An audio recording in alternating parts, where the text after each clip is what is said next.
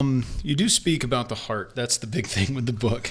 But that is deceptive. Not the heart's deceptive. I guess the heart is wicked above all things. But that's another question. The word, my goodness. Yeah. The word has such a semantic range, even in English, but it also does in Hebrew and in Greek.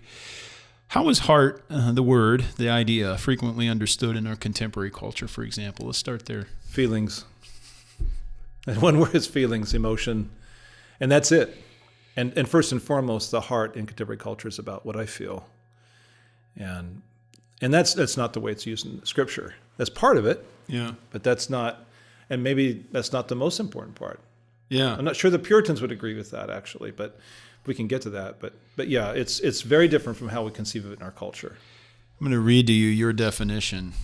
I'm going to read you a definition that I changed. You tell me what is different from what you were. No, I'm kidding. We're going to play a game. Is this your writing or not? No. This is a quote. The heart is the governing center of a person, and when used simply, it reflects the unity of our inner being, and when used comprehensively, it describes the complexity of our inner being as composed of mind, what we know, desires, what we love, and will, what we choose. Why is that grid or framework helpful for giving us more of a biblical understanding of heart rather than one that's just driven by the culture? Well, I think fundamentally, first of all, to understand every time we see the word heart in Scripture, first to assume it's referring to the unity of who we are. In that sense, it's almost synonymous with spirit, soul, conscience, inner person, inner man, as Paul says. But I think the second part, in terms of the uniqueness of the word and where it's different from soul or spirit or conscience, is that there's a complexity that, we have to give some credit. Postmodernism has understood that there's a complexity to us within, but this has been the Bible all along. The Puritans really seized upon this, and that there are times when you're reading along in Scripture and you realize in this particular place, the word heart is being used to emphasize one aspect of who we are. In the Old Testament, for instance, despite perhaps perceptions to the contrary, most often it's referring to the mind, to the cognitive part, or the understanding. And that's why you see it pop up so predominantly in the wisdom literature, more than anywhere else in Scripture. That would surprise us. We would expect to see brain or something like that somewhere there.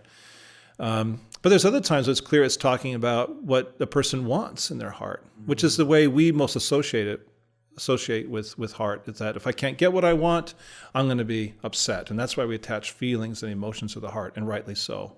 I get what I want, I'm very happy, I rejoice in that, because my desires, my affections have reached what they wanted. But there's other times too where it's Scripture is describing either the willfulness of the person, their stubbornness, a hard heart, or it's describing the weakness of that heart, or the fact that that heart is enslaved to sin. And there it's obviously emphasizing the will, but not at the expense of the mind or the desires. And we would say the same for the other components. And that is a very, very important insight, that we are never thinking just pure thoughts that are devoid of what the desires want, or as if our thinking was devoid of an agenda or motives, or that there's times when our will is somehow unattached from what we think.